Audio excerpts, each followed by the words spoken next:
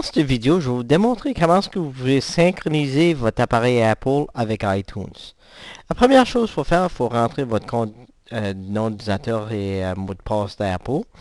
Si qui est déjà fait, tu vas t'apercevoir, il apparaît à gauche. Si tu ne l'as pas fait, il va te le demander la minute que tu branches ton appareil. Dans ce cas ici, la prochaine chose que vous allez faire, vous allez prendre le fil USB de Apple pour brancher à votre appareil. Vous allez prendre le bout USB, vous allez le brancher directement dans votre ordinateur. Puis ensuite, vous allez prendre l'autre bout, puis vous allez le brancher dans votre appareil Apple. Quand vous faites ceci, le logiciel iTunes va s'apercevoir, puis va commencer à identifier qu'il a trouvé l'appareil Apple. Mais là, vous voyez rien, il ne demande pas. Pour voir votre appareil Apple, il faut appuyer sur le bouton Bibliothèque, si ce n'est pas déjà fait, puis il va t'amener à votre appareil Apple.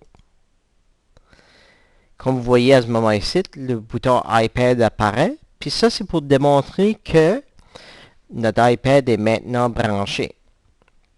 D'ici, on est capable de changer des paramètres, vérifier s'il y a des mises à jour, faire des copies de sauvegarde, etc. Comme par exemple ici, si on regarde, on a la version du système d'exploitation 6.1.2 qui est celui-là à jour. On peut regarder puis faire des sauvegardes de l'appareil Apple directement sur cet ordinateur. Puis on peut juste appuyer sauvegarder maintenant. Puis ça fait une copie de sauvegarde de quoi ce qui est sur votre appareil.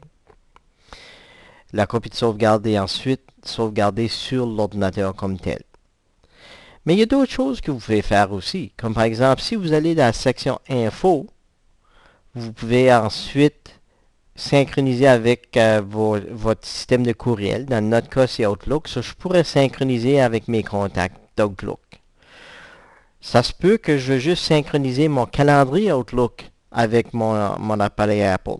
Même chose, vous avez juste besoin d'appuyer le petit crochet, puis automatiquement, on appuie sur Appliquer.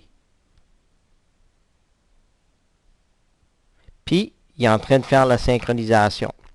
Ça veut dire que chaque fois que vous allez brancher votre appareil Apple par la suite et que iTunes est ouvert, il va toujours synchroniser le calendrier d'Outlook puis le placer dans votre calendrier qui est dans l'appareil Apple.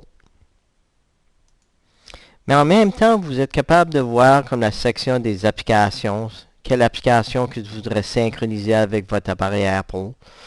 Vous êtes capable de demander d'installer des logiciels spécifiques.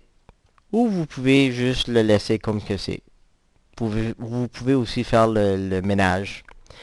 Ensuite, vous avez une section qui va sauvegarder votre musique. Si vous voulez synchroniser automatiquement, vous allez appuyer sur cette option ici.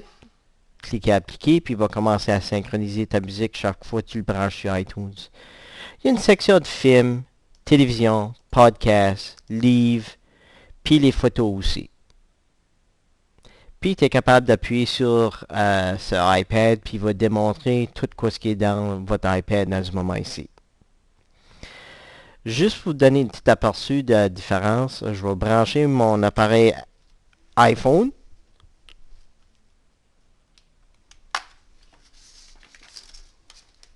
Puis vous allez voir la différence.